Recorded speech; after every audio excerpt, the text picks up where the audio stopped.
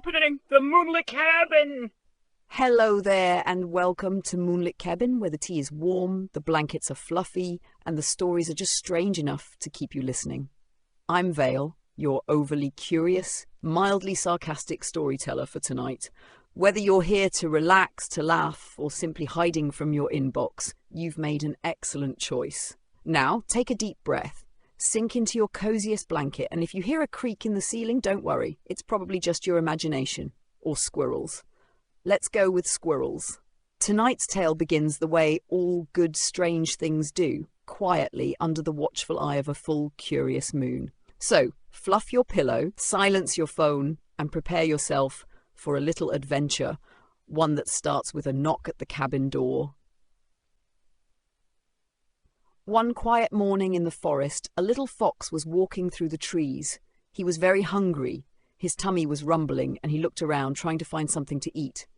Then he looked up, and what a lucky sight! A black crow was sitting high on a tree branch. In her beak, she held a big yellow piece of cheese. I love cheese, thought the fox, licking his lips. That would make a perfect breakfast, but how can I get it from her? The fox stopped and thought. He couldn't climb the tree. It was too tall. He couldn't jump or fly. And the crow looked very careful, so he couldn't just grab it. Then the fox smiled. Aha! He said to himself. I'll make her open her mouth! So he quietly walked to the bottom of the tree and looked up. His eyes sparkled with a clever idea. He was ready to put on a little show with kind words and tricky compliments just to get that tasty cheese. The fox took a deep breath. He wanted to sound very kind and polite.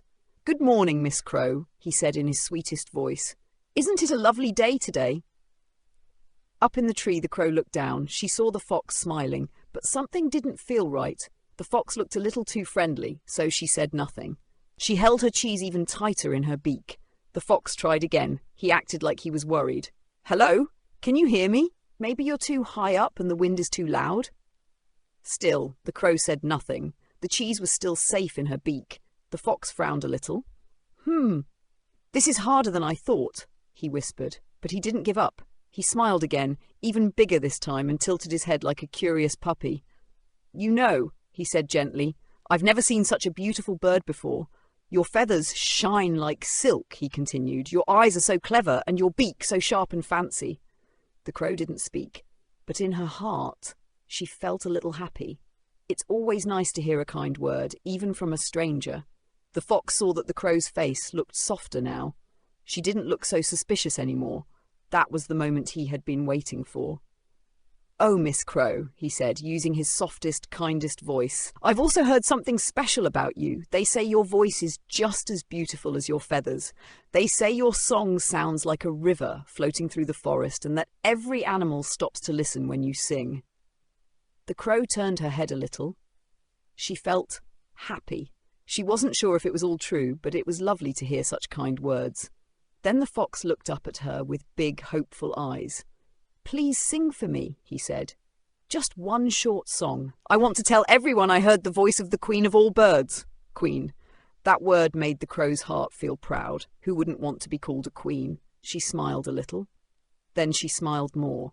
And then, without thinking, she opened her beak to sing her best song. Plop! The cheese fell right out of her mouth. Down it fell, right into the fox's open mouth. And just like that, he swallowed the cheese in one big bite. He said happily, licking his lips. The crow froze. Her eyes were wide. She finally understood. She had been tricked. There was no song to be heard, no praise, just one very hungry and sneaky fox. The fox stood up and shook the dust off his fur. He looked up at the crow with a big cheeky smile. Thank you, Miss Crow, for the delicious breakfast, he said with a laugh. What a lovely morning. Have a wonderful day. Then, with a little wag of his tail, the fox walked away, feeling full and proud. The crow stayed on the branch, not moving. She didn't know if she should cry, shout, or fly away. She felt silly, all because she liked hearing nice words. She had lost her tasty cheese. And worse, she had let the fox use her pride to fool her. From that day on, the crow became much wiser. She never trusted sweet talk again. She had learned something important. Be careful of people who flatter you. They might want something from you. And so, Under the quiet glow of that same silver moon, the cabin grew still once more. The kettle cooled, the wind curled back into the trees, and the story, like all the best ones, left behind more questions than answers. But maybe that's the magic of the moonlit cabin: strange visitors, whispered tales, and endings that never really end. Thank you for spending this time with me. May your night be soft, your dreams just odd enough to be interesting. And may you always leave one light on, just in case. Until we meet again, sleep well, dream strange, and remember, not all shadows mean danger. Some just need a hug.